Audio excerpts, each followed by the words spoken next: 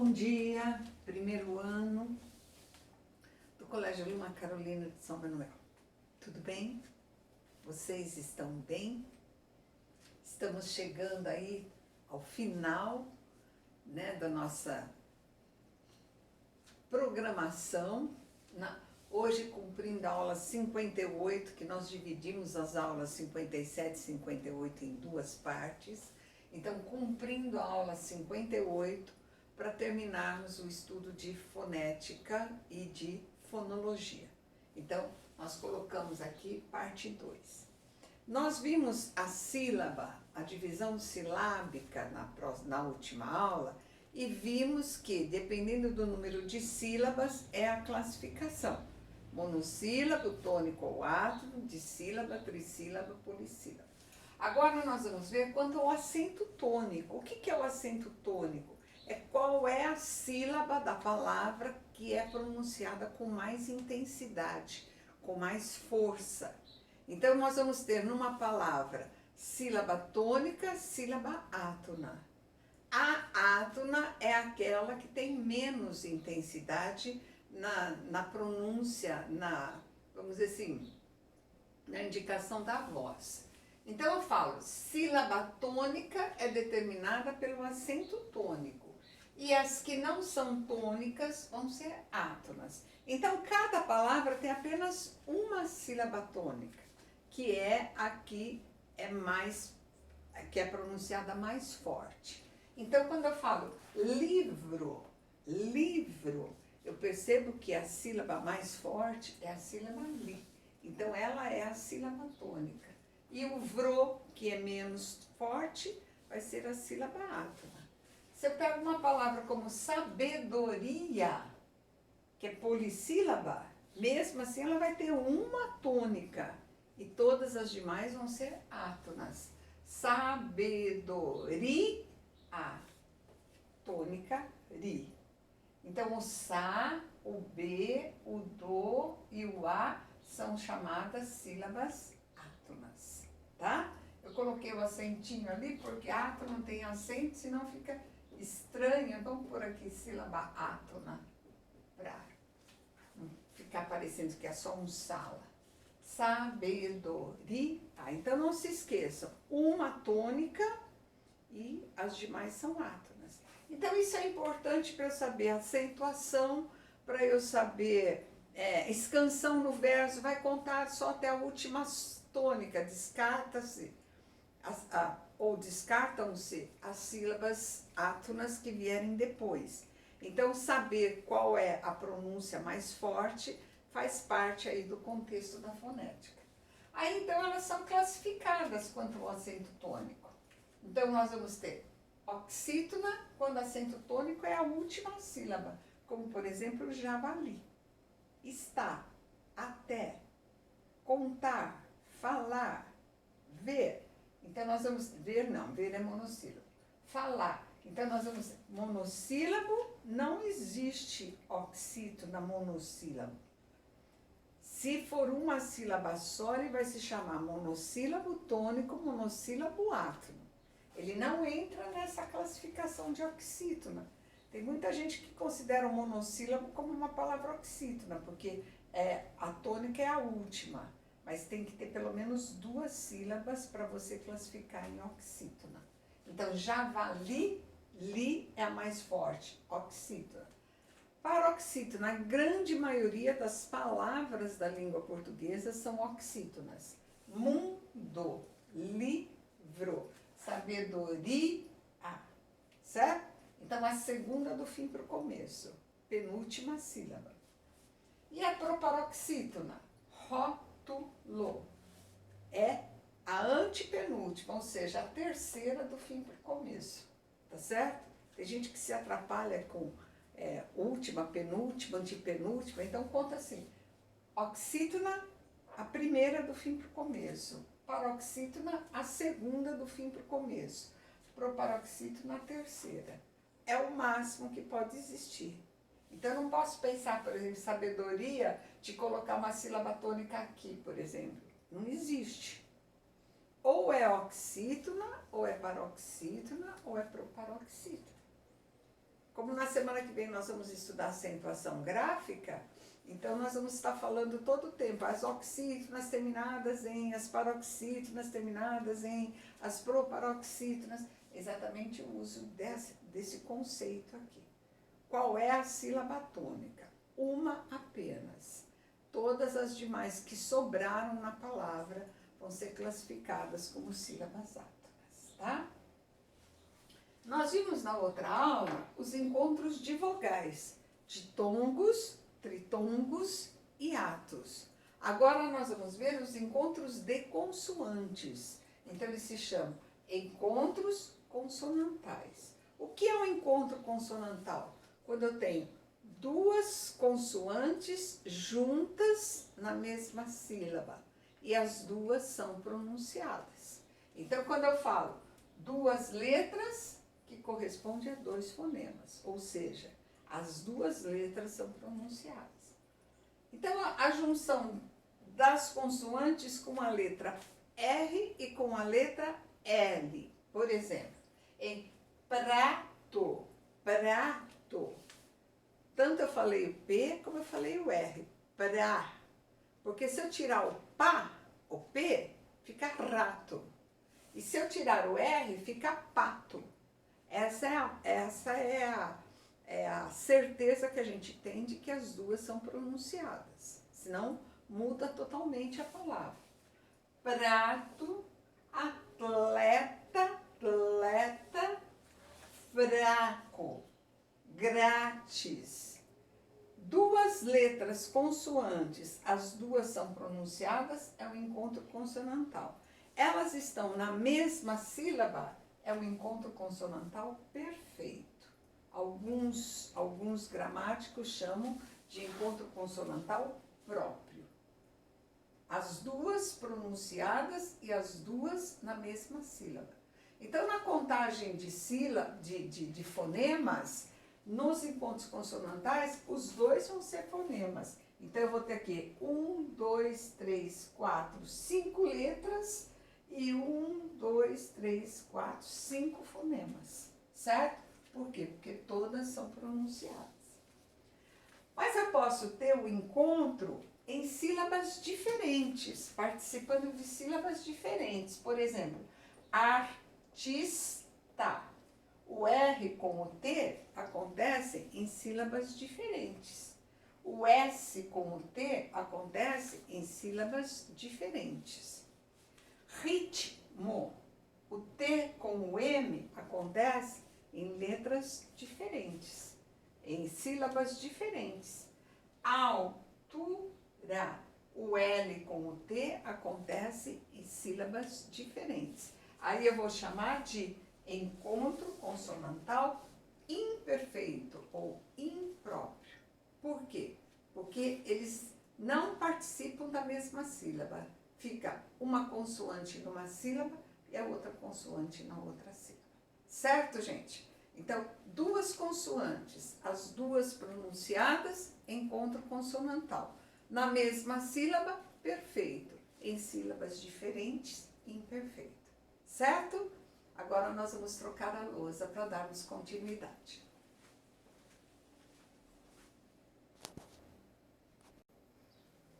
Continuando, pessoal. Agora vamos ver o que são os dígrafos e o que eles têm de diferente com relação ao encontro consonantal. Encontro consonantal, vocês têm duas letras, dois fonemas. Dois sinais gráficos que correspondem a dois sons. Nos dígrafos, vocês têm duas letras escritas, mas que se traduzem num único fonema. Na pronúncia, vale um só. Então, nós vamos ter os dígrafos que acontecem com as vogais.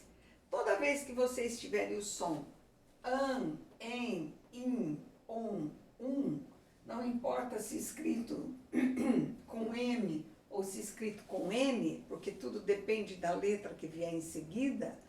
Antes de P e B, vocês vão registrar M, e antes das outras consoantes, vocês vão registrar N. De qualquer jeito, a tradução fonética delas é isso aqui, ó. An, em, in, on, seja, esta letra M e esta letra N, elas vão virar este sinalzinho aqui, que a gente chama de sinal de nasalização. É a prova de que o som sai pelo nariz e não pela boca. Então, quando eu falo em, in, on, se vocês tocarem o nariz, vocês vão ver que ele trepida, porque é por ali que o ar está saindo e o som está sendo produzido. Então, ele vai formar exatamente o som nasal. Então, o som nasal, ele é representado pelo til, que é colocado nas palavras, como em órfão, como em mãe, como limão, como irmão, ou ele vem representado assim, ó, como lâmpada e antes. Como, por exemplo, lente e emprego. Como, por exemplo, implicar e informar. Como, por exemplo, ombro e onda. Como, por exemplo, aqui é N, pera, deixa eu corrigir. Corrijam aí. Como, por exemplo, imundo e, vamos dizer uma palavra com e M. Não estou lembrada agora. Depois, se ela vier, eu falo. Então, não importa se ela seja escrita com M ou com N, ela vai virar este sinalzinho aqui, certo? Então, neste caso aqui, nós vamos contar um fonema só. Ele vira um fonema representado pelo sinal de nasalização. Então, o sinal de nasalização é diferente de fonema consonantal. Quando eu falo ma, me, mi, mo, mu, eu estou falando de fonema consonantal. Eu estou falando de consoante. Quando eu falo em, in, on, eu estou falando de sinal de nasalização. Eles vão virar esse sinalzinho que aqui está. Então, vejam a diferença, ó. Matéria, ma, é uma consoante, portanto, um fonema consonantal. Quando eu falo lâmpada, esse M não é uma consoante. Esse M é um sinal de nasalização. Ele vai virar isto aqui, ó. Quando eu falo antigo, esse N é sinal de nasalização, não é fonema consonantal. Mas quando eu falo nada, na, ne, ni, no, nu, ele é uma consoante, portanto, um fonema consonantal. Quando ele é uma consoante, ele é representado entre barras, fonema me, fonema ne. Quando ele é sinal de nasalização, ele vai entrar aqui com a vogal, contando um fonema só. Então, por exemplo, a palavra mundo. Vocês têm o mu, que é uma consoante. Então, ela vai ser representada assim. Mas quando você chega no ele vai ser representado assim. Então, eu tenho 5 letras para 4 fonemas. Por quê? O an em conta um fonema só. Entenderam? Isso aqui é importante, porque muitas vezes se aprende o dígrafo consonantal, mas se esquece de que existe também o dígrafo vocálico, em que vocês têm 2 letras para representar um som, o som nasal. Tudo bem? Se depois tiver qualquer pergunta, vocês poderão fazer aí na aula online, tá? Então, vamos agora trocar a lousa para darmos continuidade ao estudo dos dígrafos, tá bem? Vamos lá, pessoal, voltando para nós concluirmos agora o estudo de fonética, vamos ver os dígrafos consonantais. Então, aqui também a gente tem 2 letras correspondendo a um único som. Por exemplo, CH, chave, o som que nós temos aqui é o som X. Ele corresponde ao fonema X. Portanto, um fonema. Quando eu falo NH, rainha, rainha, o que eu tenho aqui, ó? Um som só, que é representado pelo N maiúsculo. Nha, rainha. A palavra mulher, o LH, também é representado por um som só. É o som Lhe, representado pela letra L maiúscula.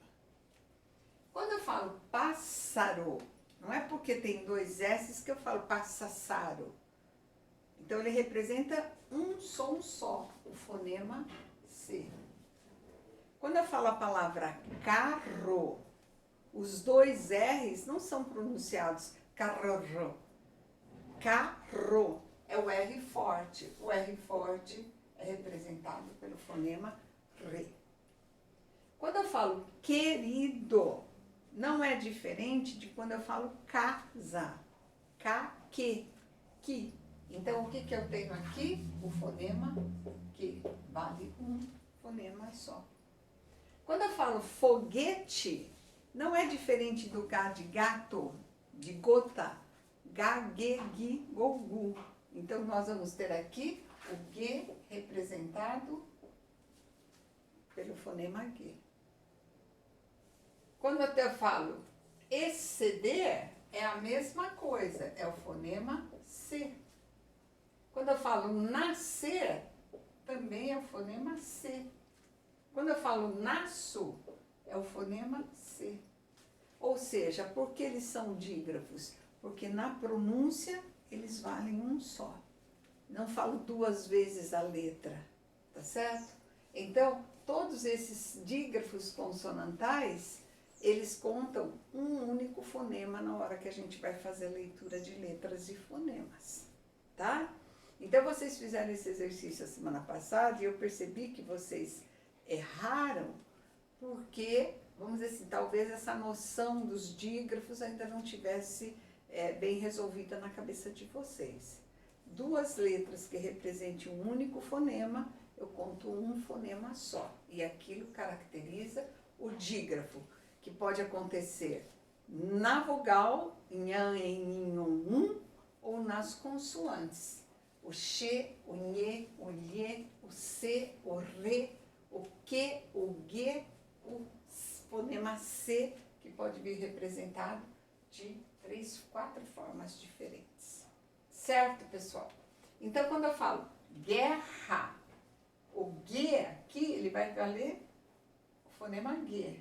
E os dois R's vai valer o fonema Re. Então, o que eu falo? 6 letras para 4 fonemas.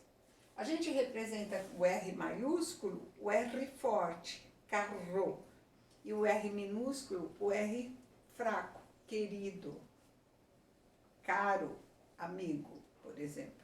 Certo? Aí eu presto atenção especial para essa situação aqui, ó. Quando o an e o en, que são dígrafos vocálicos, estiverem em final de palavra, essa leitura muda. Porque quando eu falo amam, eu não falo amam, não dá nem pra gente falar. Eu falo amam. Então, na verdade, a pronúncia real é essa daqui. Amam, cantam, falam, cantaram, falaram. Tanto que tem muita gente que escreve falaram com nu, né? Falaram. Então, na verdade, ele corresponde a este ditongo aqui, ó. Embora ele se escreva assim, ele se traduz foneticamente assim. Então, vocês vão ter aqui no an a leitura fonética e a classificação de ditongo, decrescente, nasal. O em, a mesma coisa. Falem. É como se eu falar em. Então, nós vamos manter aqui também. No em, a leitura de um ditongo decrescente nasal. Então, muita atenção.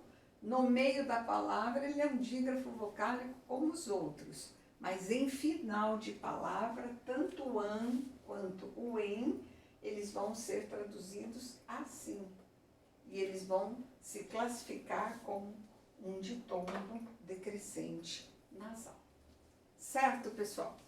Então era isso que eu tinha para falar para vocês a respeito de fonética, fonologia, tá? Agora nós vamos fazer os exercícios da apostila, porque aqueles exercícios da semana passada eu passei exatamente porque vocês não tinham fechado o assunto ainda para saber fazer todos os exercícios da apostila, certo? A apostila agora em aula para mim e o plural depois como tarefa. Tudo bem? Se de tudo isso que eu expliquei qualquer dúvida tenha ficado, em seguida aí na nossa aula online vocês poderão perguntar. Tudo certo? Tudo bem? Beijo para vocês. Até mais.